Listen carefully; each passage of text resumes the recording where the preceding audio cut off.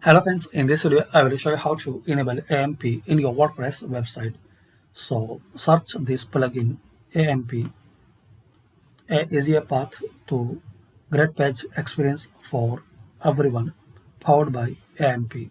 So download and activate this plugin to enable AMP pages for your WordPress.